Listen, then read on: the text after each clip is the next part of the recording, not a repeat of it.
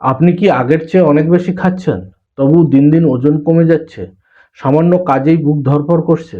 হাঁটাহাঁটি বা অল্প কাজ করলেই কি অতিরিক্ত ঘাম হচ্ছে? হাত কাঁপছে, রাতে ঘুম হচ্ছে না, সামান্য কথাতেই রাগ বা বিরক্তি বেড়ে যাচ্ছে? যদি এই লক্ষণগুলোর মধ্যে একটিও আপনার মধ্যে থাকে, তাহলে ভিডিওটি অবশ্যই শেষ পর্যন্ত দেখুন। কারণ অনেক মানুষ এই সমস্যাগুলোকে গ্যাস, দুর্বলতা, মানসিক চাপ, বয়সের প্রভাব বা সাধারণ ক্লান্তি ভেবে অবহেলা করেন। কিন্তু বাস্তবে এগুলো হতে পারে একটি নীরব অথচ বিপজ্জনক রোগের সংকেত। শুকনো থাইরয়েড বা হাইপারথাইরয়েডিজম। এই রোগে শরীরের থাইরয়েড গ্রন্থি অতিরিক্ত সক্রিয় হয়ে পড়ে এবং শরীরের ভেতরের বিপাকক্রিয়া অস্বাভাবিকভাবে বেড়ে যায়। ফলে শরীর যেন ধীরে ধীরে নিজের শক্তি নিজেই পুড়িয়ে ফেলতে শুরু করে। চিকিৎসা না করলে এর পরিণতি হতে পারে অত্যন্ত ভয়াবহ। হৃদকম্পন মারাত্মকভাবে বেড়ে যেতে পারে, হৃদরোগের ঝুঁকি বাড়তে পারে, হাড় ক্ষয় হয়ে অল্প আঘাতে হাড় ভেঙে যেতে পারে, চোখের গুরুতর সমস্যা দেখা দিতে পারে, এমনকি কিছু ক্ষেত্রে জীবনহানিকর জটিলতাও তৈরি হতে পারে।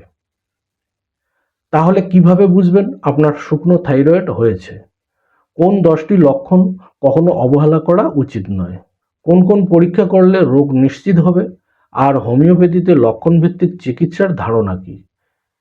এসব বিষয়ে আজকের ভিডিওতে বিস্তারিত আলোচনা করব, তাই ভিডিওটি শেষ পর্যন্ত দেখুন। কারণ একটি তথ্য আপনার বা আপনার পরিবারের কারো জীবন বাঁচাতে সাহায্য করতে পারে। প্রথমেই সহজ ভাষায় জেনে নেওয়া যাক শুকনো থাইরয়েড বা হাইপার থাইরয়েডিজম আসলে কি। আমাদের গলার সামনের দিকে প্রজাপতির মতো দেখতে একটি ছোট গ্রন্থি রয়েছে, যার নাম থাইরয়েড গ্রন্থি। এই গ্রন্থি শরীরের জন্য অত্যন্ত গুরুত্বপূর্ণ দুটি হরমোন তৈরি করে, T3 এবং T4। এই হরমোনগুলো শরীরের প্রায় প্রতিটি অঙ্গের কাজ নিয়ন্ত্রণ করে, যেমন শরীরের শক্তি উৎপাদন, হৃদস্পন্দনের গতি, শরীরের তাপমাত্রা, হজম প্রক্রিয়া, ঘুম, মস্তিষ্কের কার্যক্ষমতা, ওজন নিয়ন্ত্রণ। স্বাভাবিক অবস্থায় এই হরমোনগুলো নির্দিষ্ট মাত্রায় তৈরি হয়, কিন্তু যখন থাইরয়েড গ্রন্থি প্রয়োজনের তুলনায় অনেক বেশি T3 ও T4 হরমোন তৈরি করতে শুরু করে, তখন শরীরের সমস্ত কার্যকলাপ অস্বাভাবিকভাবে দ্রুত হয়ে যায়। এই অবস্থাকেই বলা হয় হাইপারথাইরয়েডিজম বা শুকনো থাইরয়েড।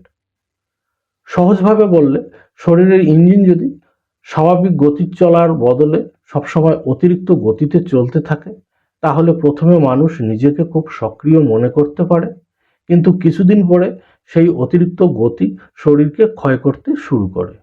ফলাফল, দ্রুত ওজন কমতে থাকে, হৃদস্পন্দন বেড়ে যায়, অতিরিক্ত ঘাম হয়, হাত কাঁপে, ঘুম কমে যায়, মেজাজ খিটখিটে হয়ে যায়, দুর্বলতা বাড়তে থাকে।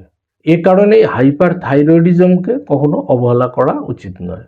শুকনো থাইরয়েড বা হাইপার থাইরয়েডিজম কেন হয়? হাইপার থাইরয়েডিজমের পিছনে বিভিন্ন কারণ থাকতে পারে। এর মধ্যে প্রধান কারণগুলো হলো গ্রেভস ডিজিজ। এটি একটি অটোইমিউন ডিজিজ যেখানে শরীরের রোগ প্রতিরোধক ব্যবস্থা থাইরয়েডকে অতিরিক্ত হরমোন উৎপাদনে উদ্দীপিত করে। এটি হাইপার থাইরয়েডিজমের সবচেয়ে সাধারণ কারণ। থাইরয়েডের গুটি বা নোডুলস। থাইরয়েডের কিছু গুটি অতিরিক্ত হরমোন তৈরি করতে পারে। থাইরয়েডাইটিস বা থাইরয়েডের প্রদাহ। সংক্রমণ বা অন্যান্য কারণে থাইরয়েডের প্রদাহ হলে সাময়িকভাবে হরমোন বেড়ে যেতে পারে। অতিরিক্ত আয়োডিন গ্রহণ। কিছু ওষুধ, সাপ্লিমেন্ট বা আয়োডিনযুক্ত খাবার অতিরিক্ত গ্রহণ করলে ঝুঁকি বাড়তে পারে। বংশগত কারণ। পরিবারে থাইরয়েড রোগের ইতিহাস থাকলে ঝুঁকি বেড়ে যায়। মানসিক চাপ ও ধূমপান। দীর্ঘদিনের মানসিক চাপ ও ধূমপান এবং কিছু বিশেষ ওষুধও হাইপার থাইরয়েডিজমের ঝুঁকি বাড়াতে পারে। এবারে বলছি হাইপার থাইরয়েডিজমের 10টি প্রধান লক্ষণ। 1 নম্বর, প্রচুর খেয়েও ওজন কমে যাওয়া। ক্ষুধা বেড়ে গেলেও শরীরের বিপাকক্রিয়া অতিরিক্ত বেড়ে যাওয়ায় দ্রুত ওজন কমতে থাকে। 2 নম্বর, বুক ধড়ফড় করা। হৃদস্পন্দন দ্রুত বা অনিয়মিত হয়ে যেতে পারে, অনেক সময় বিশ্রাম ও বুক ধড়ফড় অনুভূত হয়। 3 নম্বর, অতিরিক্ত ঘাম ও গরম সহ্য না হওয়া। সাধারণ আবহাওয়াতেও বেশি ঘাম হয় এবং সবসময় গরম লাগে। 4 নম্বর, হাত কাঁপা। কলম, কাপ বা মোবাইল ধরার সময় হাত সূক্ষ্মভাবে কাঁপতে পারে। 5 নম্বর, ঘুম কমে যাওয়া। ঘুম আসতে দেরি হওয়া, বারবার ঘুম ভেঙে যাওয়া বা কম ঘুমেও অস্থির লাগা। 6 নম্বর, খিটখিটে মেজাজ ও অস্থিরতা, দুশ্চিন্তা, রাগ, অস্থিরতা এবং মনোযোগের ঘাটতি দেখা দিতে পারে। 7 নম্বর, দুর্বলতা ও পেশির শক্তি কমে যাওয়া, বিশেষ করে উরু ও বাহুর পেশি দুর্বল হয়ে যায়, ফলে সিঁড়ি ভাঙা, চেয়ার থেকে ওঠা বা ভারী জিনিস তুলতে কষ্ট হয়। 8 নম্বর, ঘন ঘন পায়খানা হওয়া, হাইপার থাইরয়েডিজমে হজম প্রক্রিয়া দ্রুত হয়ে যাওয়ায় দিনে কয়েকবার পায়খানা হতে পারে, তবে এটি সাধারণ ডায়রিয়া নয়। 9 নম্বর, চুল পড়া ও ত্বকের পরিবর্তন, চুল পাতলা হয়ে যাওয়া, অতিরিক্ত চুল পড়া এবং ত্বক নরম ও আর্দ্র হয়ে যাওয়া এ রোগের সাধারণ লক্ষণ। 10 নম্বর, চোখের সমস্যা, বিশেষ করে গ্রেভস ডিজিজে চোখ সামনের দিকে বেরিয়ে আসা, চোখ লাল হওয়া, জ্বালা, শুষ্কতা ও দ্বৈত দৃষ্টি দেখা দিতে পারে। এটি হাইপার থাইরয়েডিজমের একটি গুরুত্বপূর্ণ লক্ষণ। হাইপার থাইরয়েডিজম ধরা পড়ার জন্য কি কি পরীক্ষা করতে হয়? হাইপার থাইরয়েডিজম নিশ্চিত করার জন্য কিছু গুরুত্বপূর্ণ পরীক্ষা করা হয়। টিএসএইচ, হাইপার থাইরয়েডিজমে সাধারণত টিএসএইচ স্বাভাবিকের তুলনায় অনেক কম থাকে। ফ্রি টি4, হাইপার থাইরয়েডিজম হলে এফটি4ও স্বাভাবিকের চেয়ে বেশি থাকে। রিপোর্ট সহজে কিভাবে বুঝবেন? টিএসএইচ কম, এফটি3 ও এফটি4 বেশি হলে হাইপার থাইরয়েডিজম থাকার সম্ভাবনা বেশি। Thyroid antibody test graves disease বা অটোইমিউন কারণ শনাক্ত করতে সাহায্য করে।